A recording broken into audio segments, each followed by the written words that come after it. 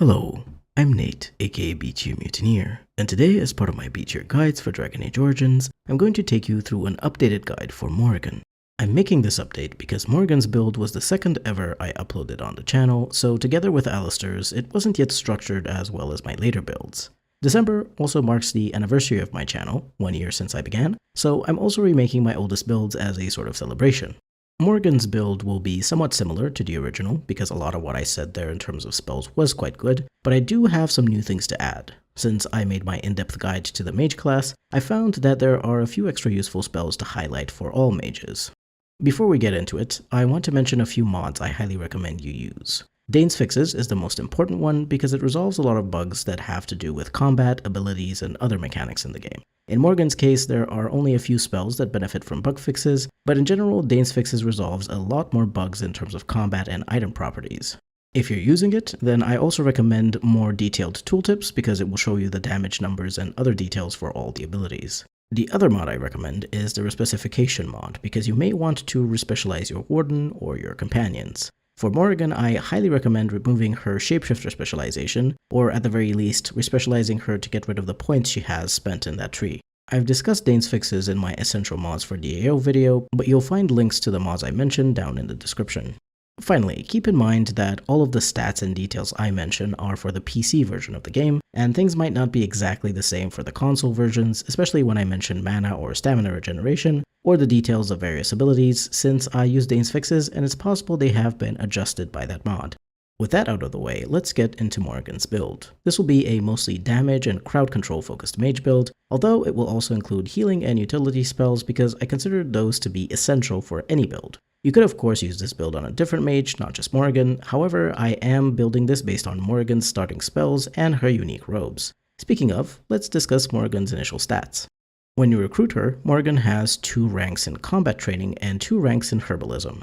For mages, combat training is mostly useful for increasing the damage they can take before it interrupts their spellcasting.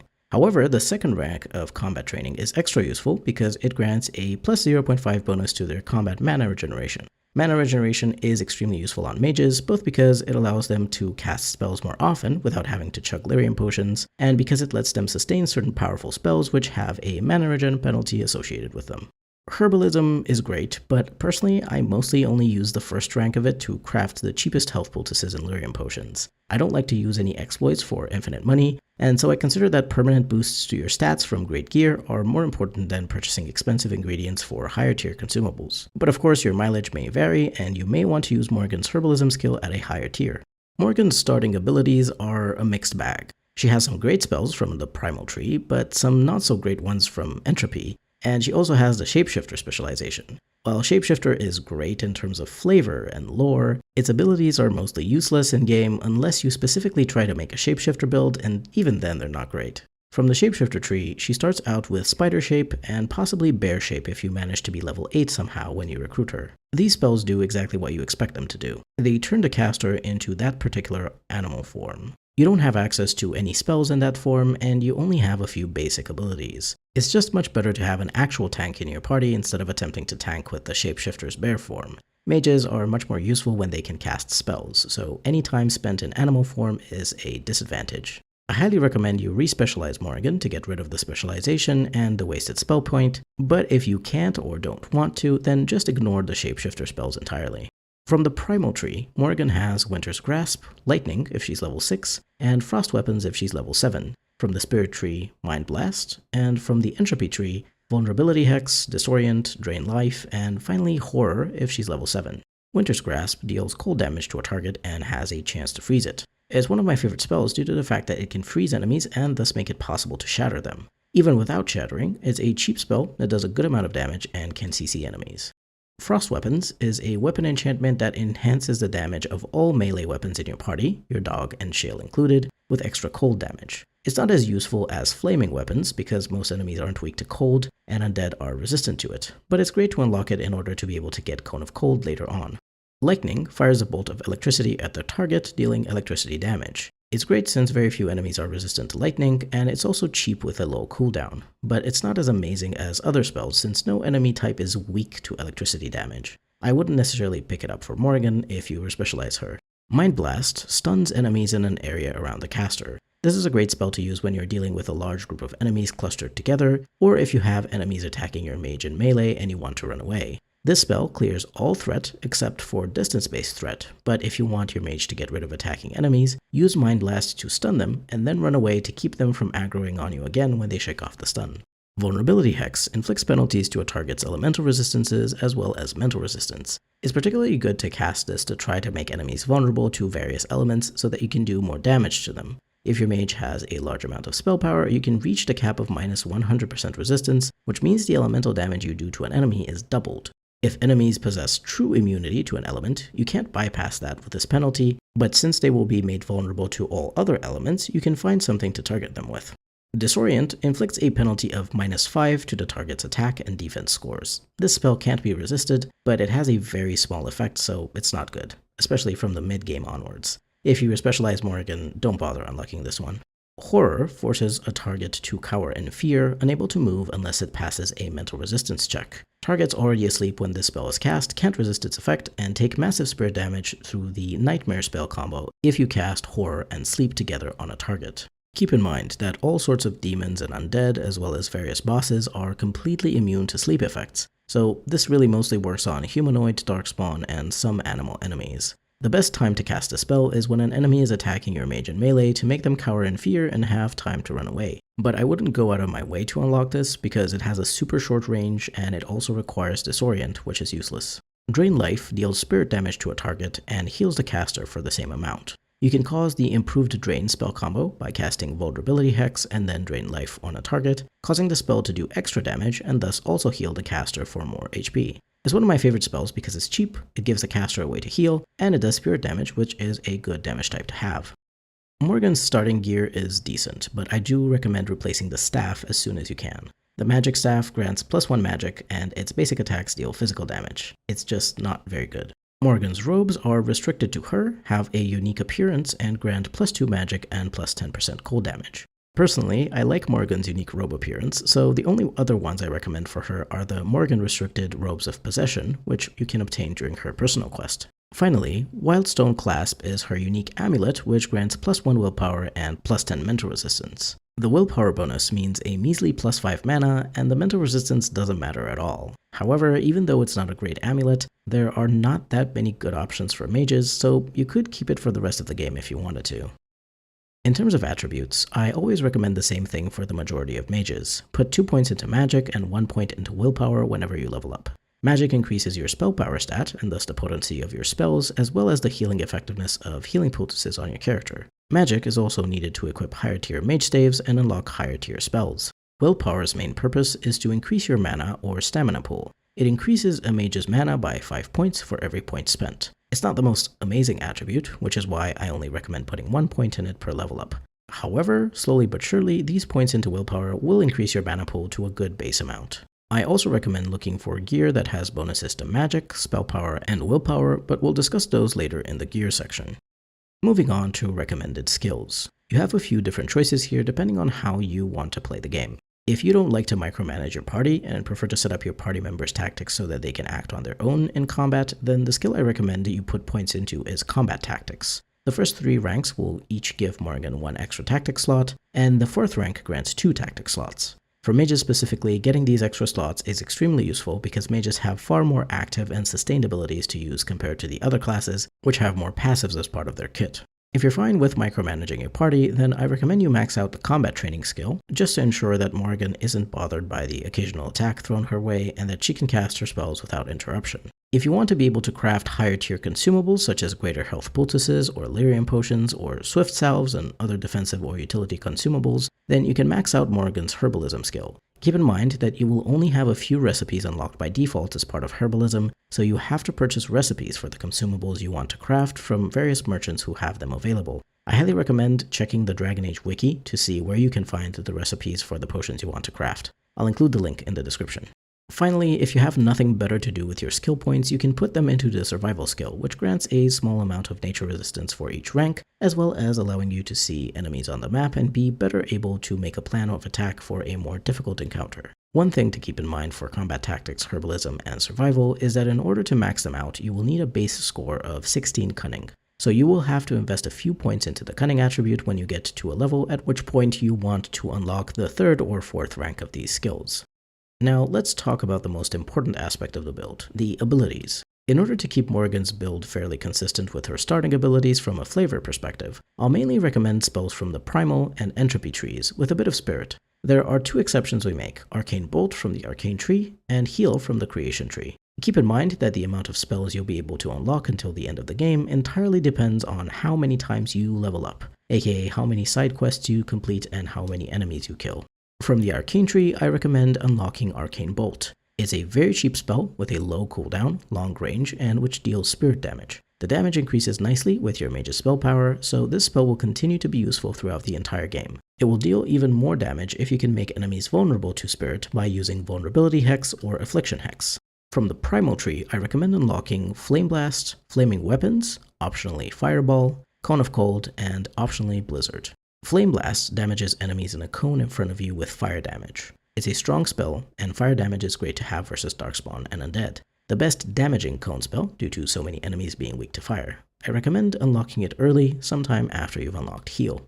Flaming Weapons is a weapon enchantment that enhances the damage of all melee weapons in your party, your dog and shell included, with extra fire damage. I always unlock this weapon enchantment on my mages for the reason I've mentioned earlier, Darkspawn and Undead being weak to fire.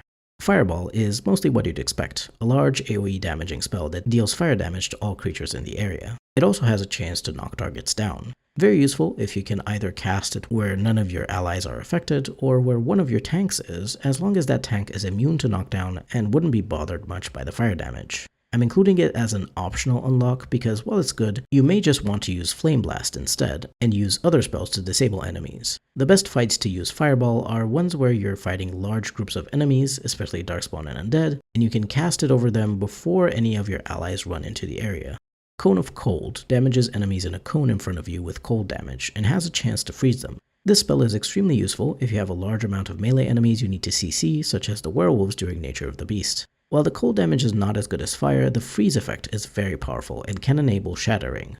Blizzard summons an ice storm that deals continuous cold damage to everyone in the area and slows their movement speed, with the possibility to freeze or slip and be knocked down. Creatures in the area also get a defense and fire resistance bonus since they are harder to hit due to the storm, and ice protects against fire. I usually don't use this spell due to the fact that the slip and fall effect is terrible if it happens to your party members. However, if you're using two-handed warriors in your party with the Indomitable sustained, you can use the spell as much as you want since those warriors will be immune to knockdown and slip effects. Your weapon and shield warriors will not be immune to the slip effects even if they have shield wall though, so this is why Blizzard is an optional unlock. It's great to slow and possibly freeze or knock enemies down, but not if your allies will be handicapped by slipping on the ice.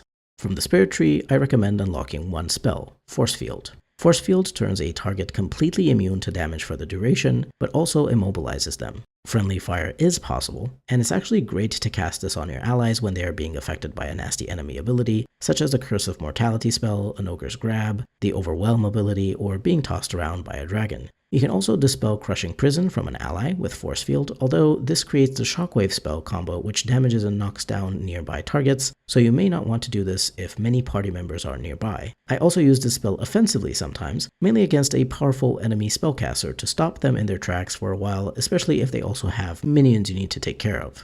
From the Entropy tree, I recommend unlocking Affliction Hex, Misdirection Hex, Death Magic, Curse of Mortality, and Death Cloud. Affliction Hex inflicts penalties to all elemental resistances on the target, as well as all other enemies nearby. But be careful who you cast it on, as the aura around a target only persists as long as it's alive. I recommend targeting a tanky elite enemy. The penalties stack with Vulnerability Hex, as well as with itself if multiple Affliction Hexes are cast on different targets. If you have a lot of elemental damage on your team from mages, elemental runes, or using Shale, then Affliction Hex and Vulnerability Hex are your best friends to make enemies weak to all elements, as long as they aren't completely immune to one. Misdirection Hex causes all of the regular hits of a target to become misses, and their critical hits to become normal hits. Do note that this doesn't affect certain special abilities such as an Ogre's Ram attack, because those are automatic hits that don't need to confirm the result. This is great to use on enemies that do a lot of damage with their basic attacks, so either large creatures like ogres or dragons, or elite rogue enemies who can backstab or attack quickly. I would only use it in these special cases, however. Don't bother casting this on normal enemies. The main reason I'm recommending it is because you can unlock the final powerful hex in the tree. Death Hex causes every normal hit the target receives to become a critical hit. There is an interesting strategy to use it with an archer's rapid shot or a dual wielder's dual striking modes, since they make an ally's attacks have 0% chance to crit, and Death Hex's crit chance is 100% minus the character's current crit percentage. This means the lower your base crit, the more likely you are to crit on the target affected by Death Hex. There is also a spell combo called Entropic Death that can be activated by casting Death Hex and Death Cloud in order to deal a huge amount of spirit damage instantly to a target. For these two reasons, I think this spell is very powerful, and frankly underrated, even by me, as until recently I didn't really bother using it since I didn't know about how well it pairs with rapid shot and dual striking. Death Magic is a sustained spell that drains life force from any nearby dead enemies to heal the caster. I only recommend unlocking this in order to gain access to the final 2 spells of the tree, because Morrigan will likely not have many dead enemies near her in order to be worth keeping the spell sustained. Curse of Mortality curses a target to take continuous spirit damage and be unable to heal. This effect is very dangerous against your own party, since you usually have access to healing poultices and spells, and so having them taken away while your character takes continuous damage is often deadly. If this is cast on an ally, either dispel the effect or cast Force Field on them to make them immune to the damage. However, even though this spell is more powerful in the hands of enemies, there are still some situations where it's absolutely worth casting it yourself. Mainly against spellcasters, either regular mages who can have the heal spell, or blood mages who can use blood sacrifice on their underlings to heal themselves. Under the effects of Curse of Mortality, these types of enemies will be unable to heal and thus be much easier to kill. Finally, Death Cloud summons a cloud of entropic energy in an area that deals continuous spirit damage to anyone who enters the area. Friendly fire is possible. The Entropic Death spell combo can be triggered by having a target be afflicted by a Death Hex and enter the Death Cloud, dispelling the hex and receiving a huge amount of spirit damage instantly. I do quite like the spell, even if it does some damage to your allies as well, because other than the damage, it doesn't have other negative effects upon your party members, and you can keep them alive quite easily with health poultices and healing magic. Plus, you can cause entropic death on a high priority enemy you want to quickly dispatch. Both Curse of Mortality and Death Cloud deal spirit damage, which is a damage type that is not often resisted by enemies, and no enemy is immune to it. Pair them with Vulnerability Hex or Affliction Hex to make enemies weak to elemental damage, and you can deal huge amounts of spirit damage to enemies. The only spell I recommend you unlock on Morrigan from the creation tree is Heal, simply because it's too good of a spell to pass on, and Morrigan frankly should have at least learned one basic healing spell from Flemeth. Heal does what it says on the tin. It restores a moderate amount of health for one ally. I recommend using it when an ally is under 40 or 50% HP. Highly recommend unlocking this ASAP so you can keep your party healthier more easily without the use of poultices. Before we move on to specializations, I want to mention a few extra spells that you may be interested in unlocking in case you either respecialize Morrigan and get rid of the unnecessary starting spells I've mentioned, like the shapeshifter ones and maybe Disorient and Horror, or end up having extra spell points from Tomes of Arcane Technique. Here are the 2 other spells I highly recommend: Telekinetic Weapons and Crushing Prison from the Spirit Tree. Telekinetic Weapons is a weapon enchantment that grants extra armor penetration to all the melee weapons in the party, including Dog and Shale. If a character is dual wielding, the bonus is added twice, once for each hand. Usually I prefer using flaming weapons, but if you have enemies immune or highly resistant to fire, such as rage demons or dragons, as well as enemies with high armor scores, such as physical-based elites or bosses, ogres, dragons, revenants, darkspawn alphas, then it may be useful to switch to telekinetic weapons to increase the physical damage your melee characters can do to such enemies. Crushing Prison encloses the target in a collapsing cage of telekinetic force, immobilizing them and dealing spirit damage for the duration. In the vanilla version, it can't immobilize bosses, but if you have one of the balance/mechanics tweaks from Dane's fixes, it will have the chance to do so, as it's strange that only Crushing Prison can't affect bosses while other arguably stronger disabling spells can. This is one of my favorite spells. I really enjoy the visual effect and also the strong immobilize CC and spirit damage. It can be combined with Force Field to create the Shockwave combo, but make sure to not have many party members nearby when doing this, as they will all be knocked down. In terms of specializations, there is only one I recommend for Morrigan, Spirit Healer. This is because it grants access to the group heal and revival spells, which are extremely useful. Unlocking the Spirit Healer specialization also grants the mage +2 magic and +0.25 combat health regen. Group Heal is a party-wide healing spell that restores a moderate amount of HP to all your party members. I like to use Group Heal when multiple allies are under 60% or so health, if one of my allies is very low and others are also at least a little bit hurt, or finally if heal is on cooldown. But I'll discuss this in more detail in the tactics section. Revival resurrects unconscious allies in a small area. This spell does have a cooldown of 2 minutes, so it's likely you won't be able to cast it multiple times in a fight, although it may be possible if it drags on for a long time. Do note that the revived allies will be low on health, so make sure to use poultices or a healing spell to bring their HP back up. The revived party members will also have the injury from being knocked unconscious. There isn't any second specialization I recommend, so you can keep Morrigan's Shapeshifter one unlocked if you want to be more lore friendly, or unlock a different specialization if you specialized her with a mod.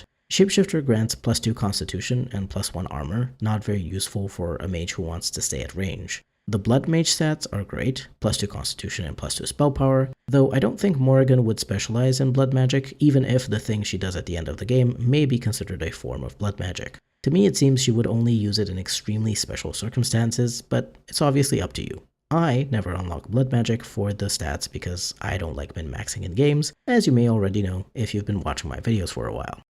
Moving on to recommended gear. For Staves, there are plenty of great options. The main types I recommend are staves that do cold, fire, or physical damage with their basic attacks, and in terms of stats, look for spell power and bonuses towards cold, fire, or spirit damage, since these elements are Morrigan's main damage source from her spells. The best fire damage staff is Torch of Embers, a tier 3 fire attack staff that grants +10% fire resistance, +3 spell power, and +10% fire damage. I recommend using this in the early and mid game since it's a relatively low tier staff, but it's very good especially against Darkspawn and Undead. You can purchase it from the Wonders of Theda's shop in Denrim for 7 gold and 65 silver. A great cold damage staff is Winter's Breath, a tier 7 cold attack staff that grants +25% cold resistance, +3 spell power, and +10% cold damage. It can be purchased from the Wonders of Theda's shop in Denrim for 31 gold, 27 silver, and 50 copper. For spirit damage, I recommend Corrupted Magister's Staff, a tier 5 physical attack staff which grants +5 spell power, +15% spirit damage, and has a 5% chance to paralyze enemies. It can be obtained from the Mage's Chest during the Return to Ostagar DLC, but you have to ensure that you didn't use the key to open the chest during the Hungry Deserter quest during your initial time in Ostagar. Another good staff is Magister's Staff, a tier 6 fire attack staff that grants +1 combat mana regen, +5 spell power, and +10% spirit damage. This one is trickier to obtain because you need to kill and be able to loot Zathrian in order to do so. You can only do that in 2 ways, side with the werewolves, or side with Zathrian and then decide to kill him in the dialogue you have with him after you've slain Witherfang. If you do plan on killing him as part of your playthrough, this staff is very nice, but if you want to do the quest differently, it's not a huge loss. Just use one of the other staves on the list. Finally, the most powerful mage staff in the game is Staff of the Magister Lord, a tier 7 cold attack staff which grants +6 willpower, +2 combat mana regen, +6 spell power, and +10% spirit and fire damage. It's very expensive, however. You can purchase it from the Circle Tower Quartermaster for 128 gold and 88 silver. If Morrigan or another damager mage is meant to be a big source of damage on your team, then it's worth it. If you're not focusing your attention on improving your mage's damage, however, and want to focus more on a rogue or warrior main damager, then you're better off using a cheap or free staff from the list. Moving on to armor. For robes, I either recommend you keep Morrigan's base robes, or ideally use the Robes of Possession, which you can obtain as part of Morrigan's personal quest, and which grant +5 magic, +12 defense, +8% spell resistance, +20% cold damage, and -1 willpower. But I will mention a few robes in case you want to use this build on another mage. You're looking either for robes with a good bonus to spell power and mana regeneration, or high bonuses to magic and willpower. Tevinter mage robes grant +1 combat mana regen, +4% spell resistance, and +5 spell power, and can be purchased from the Wonders of Theda's shop in Denrim for 6 gold and 15 silver. First, Enchanter's robes grant +3 willpower and magic, and +9 defense, and can be purchased from Caesar's special stock in Denrim for 5 gold and 40 silver. Finally, Vestments of the Seer grant +9 willpower, +6 magic, +10 armor, and +12% spell resistance. They are a DLC-related item, which you can unlock by completing the Witch Hunt DLC. After you complete Witch Hunt, you will have these robes in your inventory from the beginning of the game. In terms of gloves, you want mage-restricted gloves which grant you a bonus to damage you deal with a specific element. The maximum cap for this bonus is plus 30%, so keep in mind that you can combine bonuses from staves, robes, gloves, and possibly accessories in order to get this plus 30% or as close as you can get to it for 2 or even 3 elements. For cold damage, if you're using the Robes of Possession on Morrigan, you already have a plus 20% to cold damage from them, so you only need a plus 10% to cold damage from another source if you want to max it out. Polar Gauntlets are tier 4 mage-restricted gloves that grant plus 10% cold damage. They can be purchased from the Circle Tower Quartermaster for 2 gold and 28 silver. If you aren't using the Robes of Possession and want to increase your cold damage more, then the Ashen Gloves are tier 6 mage gloves that grant plus 20% cold damage. They can be looted from the Arcane Horror in the lower Brazilian ruins during Nature of the Beast.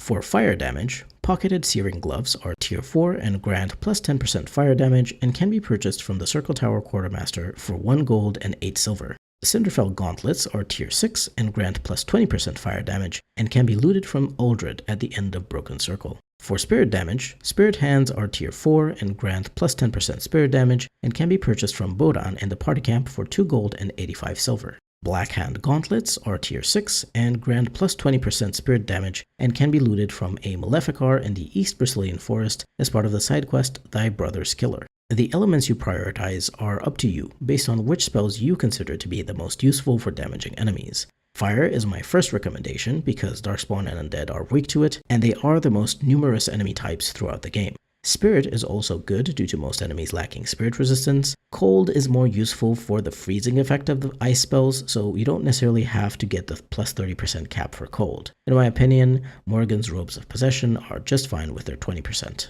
With boots, you're mainly looking for good defensive stats because unfortunately there aren't any boots that give you offensive bonuses. The Reduces Hostility property in particular is amazing, but only if you have Dane's Fixes. In the base game, this isn't properly implemented, but with Dane's Fixes you do actually get less hostility per attack for your character if you have gear with this bonus. Bard's Dancing Shoes are tier 7 light boots that grant plus 6 defense and reduced hostility. They can be purchased from Bodan in the party camp for 10 gold and 35 silver. I only recommend getting these if you have Dane's Fixes for the reduced hostility. Otherwise, there are cheaper options if you want defense. One such option is Enchanter's Footing, variable tier mage restricted boots that grant plus 6 defense. You can loot them from Gazarath in the Korkari Wilds as part of the side quest A Pinch of Ashes, or purchase a pair from the Ostagar Quartermaster. If you want dodge chance, then the Lion's Paw are the best option. They are free DLC light boots that grant plus 1 armor, plus 10% dodge chance, and plus 10 missile deflection. You should have these in your inventory from the beginning of the game. If you don't, you can unlock them from the Dragon Age Keep under the careers section. There are also base game boots with dodge chance, Imperial Weavers. They're variable tier, mage restricted, and grant plus 10% dodge chance. Not as great as the Lion's Paw, but pretty good. You can purchase them from Bodan in the party camp. In any case, you should have a tank in your party to keep enemies away from your squishier allies, so Morrigan shouldn't be very worried about getting attacked. If you don't have any boots to give her, she'll be fine, but extra defenses never hurt anyone. Moving on to accessories, only a few great options here. For belts, the best one by far is the Sash of Forbidden Secrets, a DLC-related belt that grants plus 6 willpower, plus 6 spell power, plus 15 mental resistance, and it improves blood magic. You unlock this by earning the Reaper achievement, which involves killing the Harvester in the Golems of Amgarok DLC. Golems of Amgarok is a notoriously difficult DLC, however, so if you can't complete it, it's fine. You can use a less powerful option and still do well. Andrul's Blessing is a hugely expensive but great belt, granting plus 2 to all attributes, plus 20% nature resistance, plus 2 combat mana or stamina regen, and plus 10 physical resistance. Personally, I would use this on a tank if I'm going to purchase it at all, but anyone will be happy to have it due to its bonuses to all attributes and the mana/stamina regen. You can purchase it from the Circle Tower Quartermaster for 106 gold and 2 silver. Belt of the Magister Lords grants plus 3 spell power and can be looted from the corpse of an unfortunate adventurer at the end of the Gauntlet during the Urn of Sacred Ashes quest. Destructionist's Belt grants plus 3 spell power and plus 0.5 combat mana regen and can be purchased from Ruck in Ortan Taig for 5 gold and 10 silver. Since I'm not recommending any sustained spells with mana regen penalties for Morrigan, she doesn't really need this belt, but if you can afford it, a bit of extra mana regen is always welcome.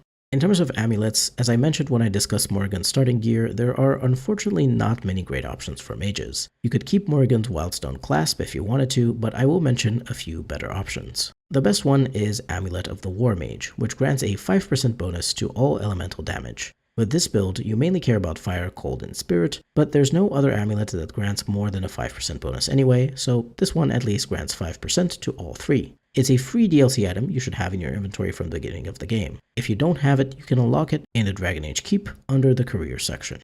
Parvolan Willstone grants +2 willpower and can be purchased from Bodan in the party camp for 2 gold, 17 silver, and 50 copper. An identical amulet in terms of stats, called Shaper's Amulet, can be purchased from Levi Dryden at Soldier's Peak, part of the Warden's Keep DLC, for 1 gold and 62 silver, or you can also steal it from the Shaper's Sibor in the Orzammar Shaperate. Pearl of the Anointed grants +1 to all attributes, and it's a free DLC item you should have in your inventory, or which you can unlock in the Dragon Age Keep. Bonuses to all attributes are always a decent option. Finally, let's talk about rings. There are a few good options that increase your elemental damage. There are rings with +10% to damage with an element, and rings with +5%. Obviously, the 10% ones are better, but remember the elemental damage bonus caps at +30%, so you may only need a 5% bonus from a ring to max it out for a particular element. As before, I recommend focusing on fire, spirit, and cold damage. For spirit, Spiral Band grants +5% spirit damage and can be purchased from the Circle Tower Quartermaster for 82 silver and 88 copper. Dreamsever grants +10% spirit damage and can be looted from the Mad Hermit in the Bristolian Forest if you kill him. For fire, Ember grants +5% fire damage and can be purchased from Bodan in the party camp for 1 gold, 3 silver, and 50 copper. Ring of Faith grants +10% fire damage and can be looted from an inscribed chest in the Haven Chantry as part of the Urn of Sacred Ashes quest. For cold, Hailstone grants +5% cold damage and can be purchased from Bodan in the party camp for 1 gold, 3 silver, and 50 copper. It's also lootable from one of Payton's mercenaries in the Pearl and Denrim if you follow up on the poster in the Market District about Warden sympathizers. Frost Shear grants +10% cold damage and can be looted from Tornas the Deserter as part of the Blackstone Irregulars side quest, Dereliction of Duty. If you aren't interested in the elemental damage bonus rings, then there are 2 utility rings that may be more useful to you. Dalish Promise Ring grants +1 combat health regen, +15% to healing received, and reduces hostility. This ring is only useful if you have Dane's Fixes, since the healing received and reduced hostility bonuses only work properly if you have the mod. It's a free DLC item you should have in your inventory, or else it can be unlocked from the Dragon Age Keep. Key to the City grants +2 to all attributes, +4% spell resistance, and +10% to healing effects received. I prefer using this on a melee character personally, since they benefit more from getting bonuses to multiple attributes. However, it's still a good ring that anyone is able to benefit from. It can be obtained as part of the secret quest, The Key to the City in Orzammar, which involves finding various codex entries in the city and then looting the ring from a cache in the assembly. Personally, I recommend focusing on increasing Morrigan's elemental damage, but you do have the option to get some utility out of these 2 rings. Finally, let's discuss tactics, how to execute this build, what party compositions I recommend, and what abilities from other characters combine well with this mage build. This is a damager debilitator kind of build, so your main focus is dealing large amounts of damage to enemies and disabling them with stuns, freezes, and other such effects. Your secondary focus is to heal your allies with heal and group heal, as well as increase the damage of your melee characters with a weapon enchantment. The only sustained spell you need to keep active is a weapon enchantment to increase the damage of your melee allies. The spell will depend on the types of enemies you're fighting. If you're fighting Darkspawn, Undead, or Sylvans, I recommend flaming weapons. If you're fighting spiders or demons, switch to frost weapons. And finally, use telekinetic weapons against highly armored enemies, dragons, drakes, golems, and other humanoid enemies wearing good armor. Of course, this advice assumes that you have at least 1 melee damager on your team who will benefit from this effect, as well as a tank such as Alistair, Shale, or a 2-handed tank who will be happy to be able to do slightly more damage to enemies while protecting the team.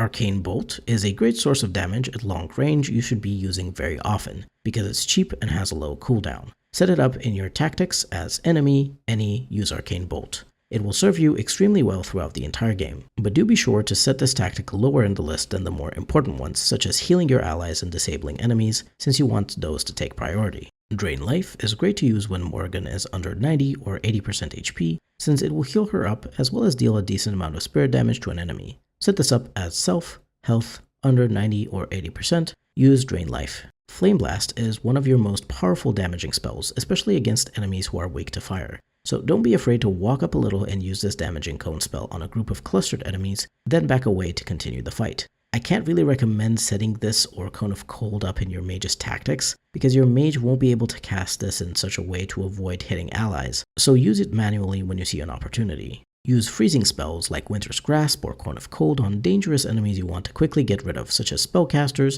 elites, or in the case of Cone of Cold, you want to use that to instantly freeze groups of enemies that can overwhelm you with their numbers, such as the werewolves during Nature of the Beast. Any spell that freezes enemies sets up the Shattering combo, which you can cause by either causing a critical hit on the frozen enemy with a melee or ranged attack or ability, or by using the Stone Fist or Crushing Prison spells. Be on the lookout for frozen enemies to use the Weapon and Shield Overpower, the Two-Handed Mighty Blow or Critical Strike, the Dual Weapon Riposte, Cripple, or Punisher, or the Archery Critical Shot or Arrow of Slaying talents, which have auto-crits. When your mage is attacked by someone in melee, use a spell such as Mind Blast, Winter's Grasp, Horror, or Crushing Prison to disable the enemy and run away. Mind Blast is best to disable multiple enemies at once, whereas the other three are great single-target disabling spells. I would also use Crushing Prison against an enemy that is of elite or boss rank, but in the case of bosses, only use that if you have Dane's Fixes, since otherwise Crushing Prison won't work against bosses. If your mage is in deep trouble and doesn't have any such disabling spells available, then have one of your other allies come to their rescue by using an ability that disables the enemy attacking the mage. A rogue's Dirty Fighting works great here, as does a warrior's Pommel Strike, Shield Bash, or Shield Pummel. Use Heal to keep your party members healthy, ideally when they are under 60 or 50% HP. 60% is my recommendation on hard or nightmare difficulties where certain dangerous enemy abilities may kick in around that HP threshold and you want to protect your allies from them. 50% HP is what I recommend for easy or normal difficulties. To set this up in your tactics, choose Ally, Health, less than 60%, use Heal.